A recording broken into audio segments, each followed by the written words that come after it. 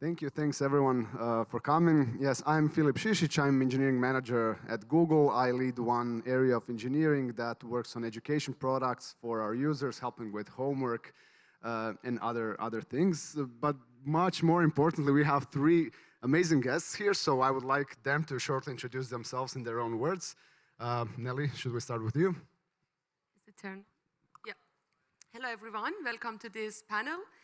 My name is Nelly Sattari. I'm the senior engineering manager at Atlassian. The difference is senior engineering managers manage more teams than engineering managers. Yeah, that's it from me. Thank you. Good afternoon or good evening, everyone. My name is James, and I'm an engineering manager at Reddit. I spent over 14 years working with people as well as building software. And in addition to that, I like to write and share my knowledge and experience. So I do have a blog post as well. And yeah, that's a little bit about me. Hey folks, Terry Brown. So I have been leading platform and security engineering at Muse, or indeed Mouse, if we prefer, for about a year now. We're a SaaS-based personal property management system. My background is software engineering, but I lead platform engineering as well now.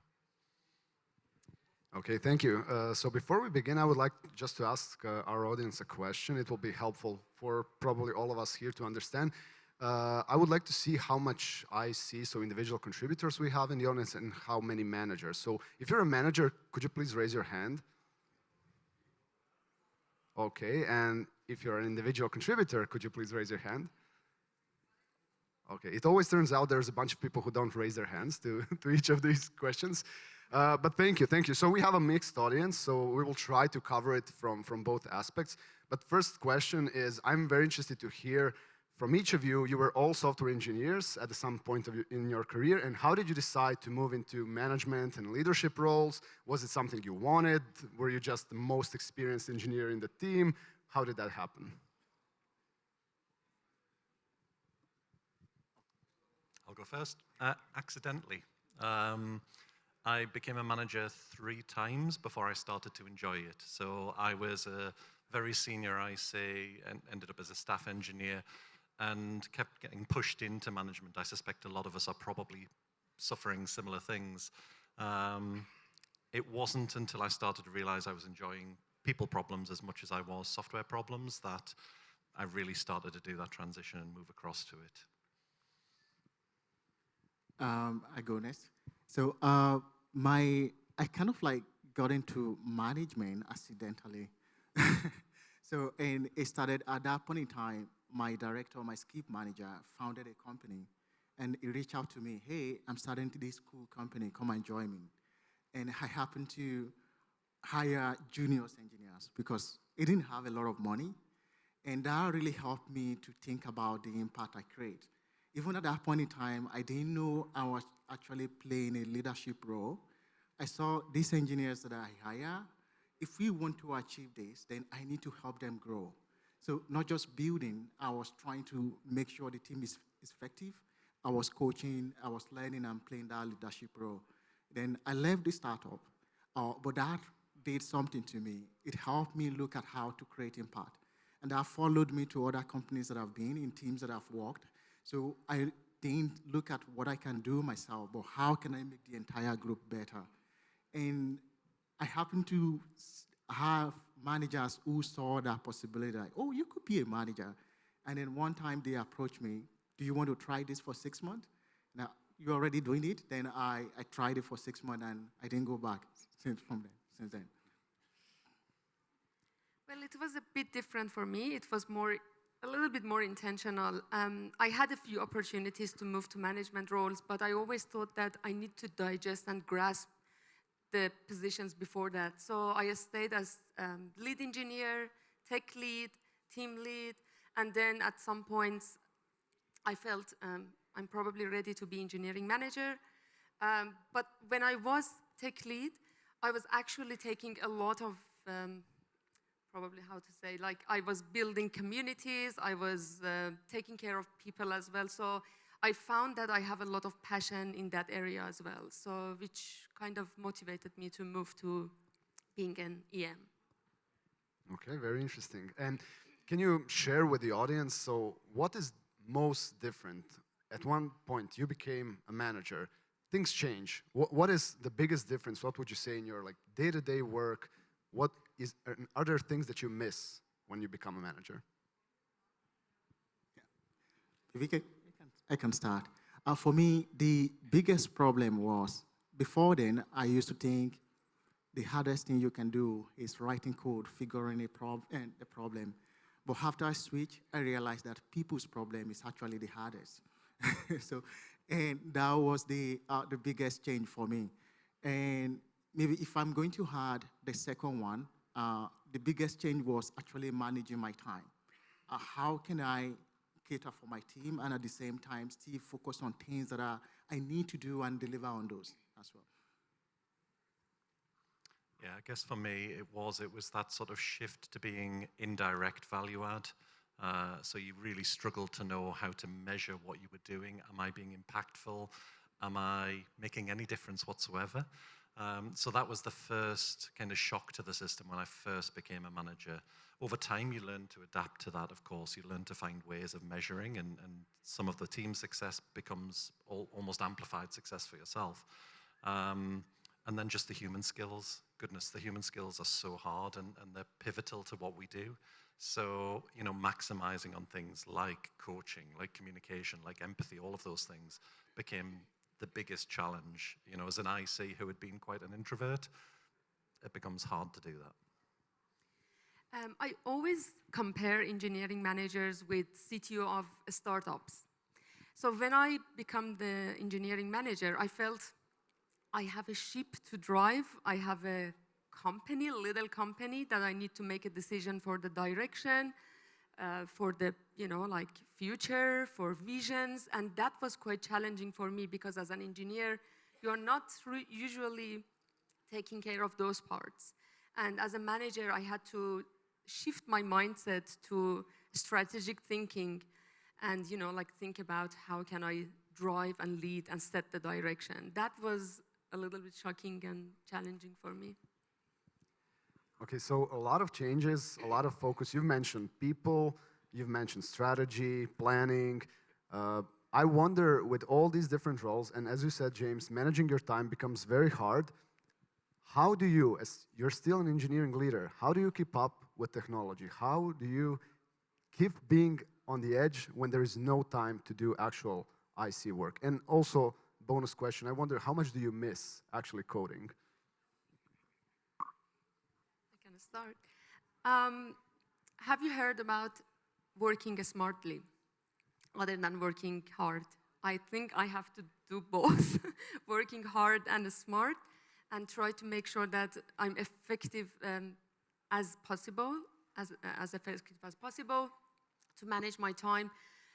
Also, I have to reject a few things and saying no to things, like meetings that I feel it's unnecessary. Otherwise, my calendar is just packed with meetings. You practice to learn no to some events and people. I miss coding, but I feel the value that my time now give me, like taking care of the team, the projects, probably makes me more satisfied than shipping a feature. But I absolutely missing the quick gratifications, like when you actually see the result quickly and you don't have to wait for ages or months to see the result. That bit I'm really missing. 100%. So I could relate. Just to build on what she said, when I look at my day and I kind of like list everything that I want to do, and I ask myself, what is the most important thing I can knock off on this list? Sometimes when I do it, coding is probably the last. I could write code, but if I want to be more impactful, there are usually things that I can do that will be more impactful than that. And to kind of like make up for that time, maybe on weekends, maybe there's more new cool technology that I want to explore. I could quickly build some things. I could read blog posts. But there's usually that element like, oh, I want to code, I want to see my code in production. But the big question is, are there other impactful things you could be spending your time on? And that, yeah.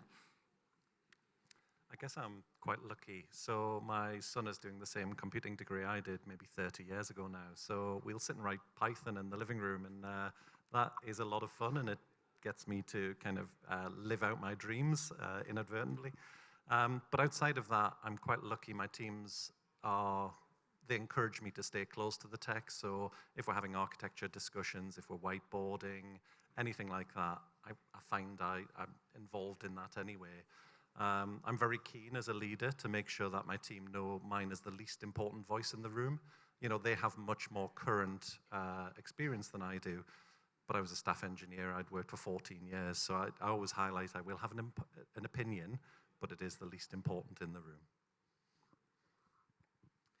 Okay, thank you. Is it scary or exciting to think that your son will be, in a better position than you when it comes to coding at some point? I'm really hopeful. Yeah, incredibly hopeful. It's he's following in Daddy's footsteps, and I'm trying to help him get away from the mistakes I made. So yeah, hopeful. Thanks. I have one other question for the audience, and you'll get to ask us questions as well. Out of those that are not managers at the moment, can you please raise your hand if you're thinking about becoming a manager or you would like to become a manager? Okay. Okay, that's nice. So what I would like to hear from you, and I know, Nelly, you said that some people actually approached you today and asked that question, that's how to become a manager, and especially, so certain companies have like parallel tracks for ICs and managers, but what if my company doesn't have that? What are my options in becoming a leader or a manager at some point? I would probably separate management from leadership. You don't really have to be a manager if you want to be a leader. And to me, being a leader is way before you become the manager. You probably lead the thoughts, lead technology decisions, lead the team, lead projects, lead discussions. You lead a lot of things before actually you become leader or manager. And then you have two paths. If you want to become manager and managing the team, taking care of people growth, then that's the manager path. If not, then probably you can stay as a staff of engineers, principals, but still you need to have the leadership skills. So these are quite overlapping with each other. Yeah, I think I would kind of add to that. It's the human skills, as a individual contributor, as you grow through your career, you will still benefit from building up things like communication skills, your ability to demonstrate empathy, your ability to maximize on emotional intelligence, storytelling, and then leading projects and things like that. These are all completely cross-pollinating. So as a senior individual contributor, you can build up those skills. You can look for opportunities like that before moving to management. If you're in an environment where you're lucky enough to have a manager who is willing to let you, sounds awful, try before you buy. So one of the things I've done in the past is allow a senior IC to manage for a quarter, taking a few of the higher performers in the team and just practicing that. And they became the EM, at least not on paper, but just practicing that. You can create right environments if your manager is willing to help and support with that. Okay, thank you. And I would like you now to be very specific. And since our topic is how do great leaders help build great teams, I would like you to share one situation from your experience where you, as a manager or as a leader, helped in making teams successful. Do you have any stories to share? Yeah, maybe I can start with that. So I believe leadership is not about title. It's more about driving change, initiating, and leading. Like, you don't need a title to do that. And I remember a few years, I took over a payment team. And if you've worked in a payment team, you know customers don't joke with their money. If you take their money and they don't get a value, the first thing they do, they send a request to customer support team. And they keep, disturbing over and over again. So the team was basically in a rut. Like every single day, we are resolving issues and all that. And I got into this team for like a couple of days, and I observed that there is no way we can actually make this system reliable if we keep firefighting. And what I did was to talk to stakeholders and then introduce where we can prioritize things that are really, really important, and also define SLAs. Like, this is what you can expect in terms of when we need to respond. So these align expectation between the team and between this customer support team. And then we divided our capacity in a sprint. This is how much we are going to dedicate to fixing problems, and this is how more we are going to dedicate into making our system more reliable. And that changed. I saw productivity skyrocketed, and engineer became really more engaged. So I do believe a leader is about driving change, and you don't need a title for that. See a problem, and then be part of that solution or drive that solution. One of the things I've done for maybe the last 3 roles now, and there's a book, and I adore it, Turn the Ship Around by David Marquette. So he talks about something called intent-based leadership. And James, when he was doing his talk earlier on high-performing teams, it's almost kind of a pithy joke that a manager's job should be to make themselves redundant. But in real terms, that's where performance comes from in teams. So what I have switched to doing now with every team I lead is intent-based leadership. In real terms, that means I am the last person to make a decision. So I encourage them to make all of the decisions. If they need me to, I will, but ultimately they make all the decisions. What I then do is coach. I maximize their context and things like that. But in real terms, that team becomes so much more self-sufficient. And to talking to the Tuckman cycle, which appeared earlier as well, they get into the performing stage much more readily because they're solving the problems themselves. So that is one of the things I do now in every single role I have. Other than those experiences, which I shared most of them, in my talk in the morning, I talked about one real scenario as well, but touching base on that, I think my team had quite a lot of different responsibilities at some point with different projects, with different stakeholders, and everyone was just kind of confused on what are we expected to do, what is our priorities. So I think the role of leaders become handy at that situations to negotiate the priorities, deprioritize some projects, discuss with the stakeholders, clarify roles and expectations, and those ones setting up the process for your team and making sure that everyone are clear on what they should do. This is probably one of the situations that leadership skills became handy. Okay, thank you. I would like to pause here to see if we have any questions from the audience. Maybe if you want to dive deeper into some of the things that our panelists mentioned or ask anything else, please raise your hand. We have a hand raised here. We can bring the mic. So it was mentioned beforehand that leading a team, as in being an engineering manager, requires a lot of empathy for your employees, right? Or like, not employees, but you get what I mean. And I have a question. When it comes to the personal, I guess you could say, well-being of some employees, when a employee's, let's say the mental state or physical state is taking like having a dent on the output of work that they have, when does the empathy for your fellow employees take a back seat to the need to finish the project or whatever you're doing at that point? That's a great question, thank you. It's interesting, as a person who has struggled most of his adult life with mental health, I always introduce it in first one-to-ones to make sure that we create a safe space to talk about it. And the bar on support remains incredibly high because of that, and I think it probably does with every good leader. In real terms, there is a balance to that, and I think some of it is about making sure there's kind of high support with high kind of feedback. So making sure that you initially lean in and you're leaning on that personal, you're leaning on the support, but in real terms, making sure that over time that person is aware of where they stand. If you're still offering high support during that, what I've found in every case I've dealt with where there's underperformance and mental health in collaboration, typically being honest and having that feedback is the most powerful thing you can do. So lean on support early, for sure, and that support goes all the way throughout. But at some point, you have that honest conversation around where the performance is, and I found that's the quickest way to help. It's a great question. Yeah. Well, hello? It works. Yeah. I have a question on how you support someone growing into a new role. So let's say you promoted someone to senior or to staff, and they have maybe been used to like exceeding expectations, or been really high performance, but all of a sudden there are new expectations to them, and how do you help them figure out what their new role is, basically? I can answer that.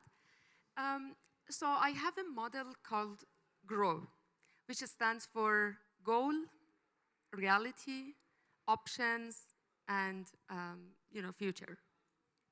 Whenever someone comes to me and asks for promotion, I actually try to look at the goal of that person.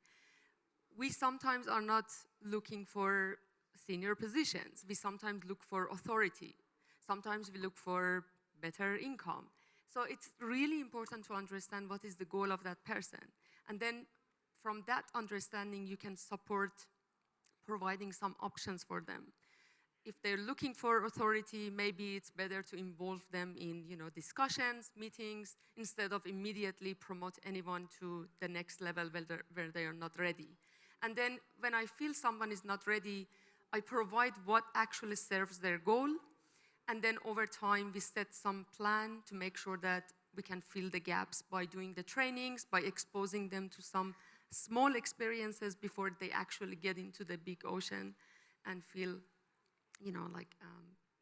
quite shocked. I guess just to add to that as well, it can really help if you've got a career framework internally within your company. If not, have a look at like progression.fyi, who have a number of open source versions. Because what that can help is the conversation. If you're currently a senior, what are the expectations? Because of course, rapid delivery is one of them, effective delivery, but also amplifying, things like mentoring, things like communication, storytelling. So they can really help you have that conversation. And as a manager, really, really powerful for me because it can help me identify, as Nelly said, the gaps so that we can have that better growth conversation around what the next steps look like for that person. Yeah, I think as a manager, or I've certainly had experience kind of helping people grow and reach that next level. But I was more so interested in like what you do when they're recently promoted, for example, and they have been used to being at one level and they've been praised, they've been exceeding, they've been doing great at that level. Now suddenly they're promoted to the next level, and there are higher expectations now. So yeah, but anyway, thanks. Yeah, maybe I can share some tips. Someone was performing at a level below where they are right now, and they are promoted. They are no longer performing the way you want them to. I think what I've really found useful is to kind of like constant feedback. And making sure, hey, this is what I expect for someone at your role. And this is where you are. You are not currently meeting this expectation. That constant feedback. And when someone like that, we've had this conversation, you haven't closed that gap, and you say you want to get promoted, then I point you to it. Oh, these are the conversations we've had. To get promoted, you need to fill this gap. This needs to close. And by constantly making this happening, maybe every quarter, and not just one thing you do once a year, it makes it a lot easier. Do you help coach people into demotions? Because sometimes you figure out that this person is not very good for EM, but maybe a very good IC, and I think there's still quite a big stigma about going down. But I think engineering is a perfect place for it, because usually in other areas, the only way to get promoted is to manage more and more people, but in engineering, it's not like that. So do you have success stories of this happening in your teams? once. Out of how many? Out of more than one, yeah. In real terms, it's often considered bad news when you give somebody that feedback. Typically, they know it anyway. They're probably not having fun. They're probably struggling. They're probably, to Nelly and James's points, we're often as managers thrown into the deep end of the swimming pool and asked to swim. And you've got to learn to swim. It doesn't matter how much support you get. Sometimes that's not a great fit for that person. And realistically, their sweet spot was perhaps as a staff engineer or a senior engineer. Coaching that person and making sure they've got good feedback is probably the best way I've done that. But I've taken that approach with a few people, and it's only worked once, because sometimes, the ego hit of that demotion, which it's not. It's, we know that individual contributor work and management work are two different career tracks, but when it's seen as a demotion, yeah, it can land negatively.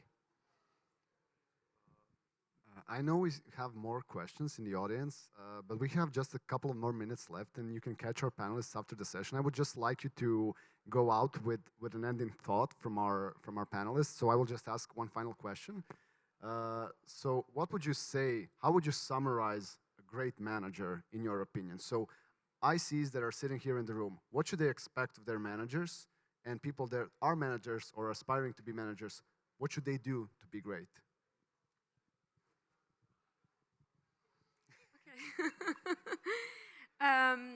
I would say great managers should have 4 qualities: being a good coach, spending time for you, making sure they provide feedback, making sure they establish a relation with you, being a great conductor, which means they know how to drive project, they know how to set the direction, they know how to set the goals, roadmap, planning, all these things.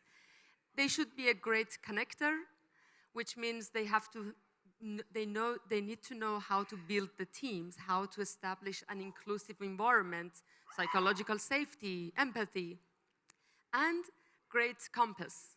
Because if they're not able to take care of themselves, their mental health, their growth, they potentially become a manager who is demotivated. So it's important that your manager actually takes care of themselves as well, if you see the signs. So I think they are kind of like similar to what Nelly said, but I group them into 3 categories. I think a great manager should be able to build a team that delivers results. And delivering results, there's so many things that goes into it. It's similar to setting direction, taking care of the people in the team as well. And then a great manager should be able to grow people under them. And at the same time, you should be able to retain them. So if you are growing people, you are getting results, but everybody is burning out and leaving the team, then you won't be able to have a sustainable organization. And these 3 things, there are so many things you can do to like setting direction, taking care of people as well, making sure your team is working on the right thing. And this is how I tend to kind of like group them and see. Isn't it funny how managers lean on models so often? It's I've got a model as well. All models are wrong, but some of them are useful maybe. So I love a 2x2 grid, and high support, high expectations. And by high support, I think that's covering a lot of the things we've talked about here. The human skills. There's a very famous quote in a software consulting book from the 80s. No matter how it looks, it's a people problem. We all in this room probably know the tech is the easy part to solve. It's realistically not the hard part. It's the human challenges that come first. So that high support you're leaning on, and I love the phrase psychological safety. It's become misused, but really, really important. But high expectations as well. You can't deliver value as a manager. You can't deliver value as a team or as an IC if the expectations aren't high. So those kind of performance standards have to be high as well. You couple the two, so high support, high expectations, and that's where you typically get your high-performing teams. Thank you. We have 20 seconds left, so I'm not sure we can answer more questions, but please, I will speak in your name when you say you will be available for questions after this session. So thank you, everyone, and thank you to our speakers. And please stay. This is gonna be the first time that I'm gonna abuse my role as a moderator. So I'm gonna ask one more question, which I'm personally very, very interested in. What motivates people the most? Especially, I'm not sure if any of you mentioned this great generation shift, Gen Z versus millennials or Generation X, and your managers. So yeah, is it the same answer, no matter if it's the older, more mature people like myself, or the younger ones? I know. Meow back. I know. We're in the same shit. Okay, so please, motivation. Is it money? What is it? I think it's solving people problems. They are fascinating. I mean, humans are amazing anyway, but typically in a workplace, you come up with the most challenging problems, and they are mostly human. So they are fascinating to solve and work with people to help them solve those. So as an engineer who loved solving technical problems, moving to solving people problems is great. You have to upgrade if you want to have a happy team. Does anyone want to elaborate? I would probably touch base on diversity here. If you consider your team as, like as you mentioned, Gen Z or different ages maybe, different level of expertise, different genders, you need to understand what is really important for the person. And we get back to the coaching. Like when you have established relationship with the person, you actually understand what is important for them. And I have a lot of examples that when you understand that, you can provide opportunity for the person to enjoy, really, and feel valuable for the team. So diversity comes really important here. Kind of like an individual approach to each and every one Absolutely, member of the team. Thank you very much. Please give it up for our panelists.